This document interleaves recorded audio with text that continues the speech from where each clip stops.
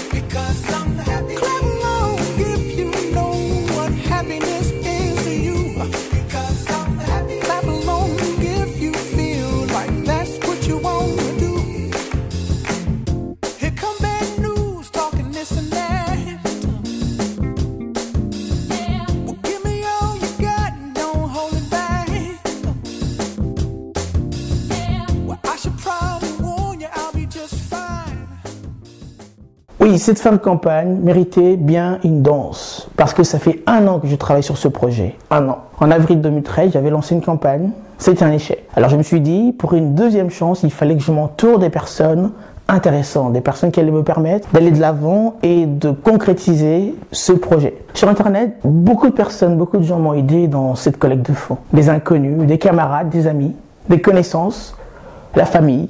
87 personnes sur KissKissBankBank m'ont donné leur confiance. C'est de l'argent qu'elles auraient pu utiliser pour autre chose, mais elles les ont pris et ont mis pour mon projet. C'est une confiance qu'elles m'ont donnée. Et moi aussi, en retour, je devrais la leur rendre. Merci à vous les copines, qui est un groupe féministe sur Facebook. Régulièrement, je postais mon projet sur ce groupe. Et à chaque fois qu'il y avait un post, elles étaient là pour me booster. Elles étaient là pour m'aider à collecter un maximum d'argent. Et que dire des élèves du collège et lycée Montaigne dans le 6e arrondissement de Paris. Ces jeunes, garçons et filles, m'ont aidé également à collecter de l'argent dans les rues de Paris. Dans un froid irrésistible, on est parti.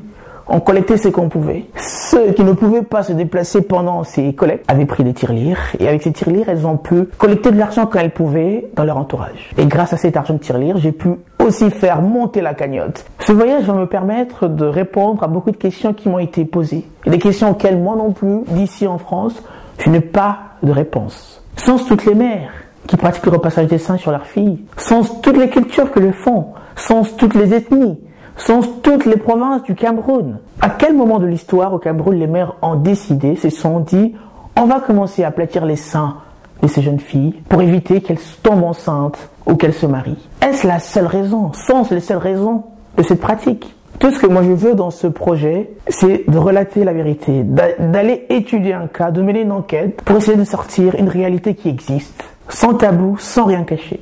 Cette pratique est très peu connue et je pense que j'ai une lourde responsabilité de rendre un travail de terrain de manière claire et précise possible. Je n'ai pas le droit de me louper. C'est pourquoi j'aurai besoin de vos soutiens, de vos conseils, de vos encouragements pour aller vraiment au cœur du sujet, pour poser les bonnes questions, pour rencontrer les bonnes personnes, pour rester, professionnel de bout en bout.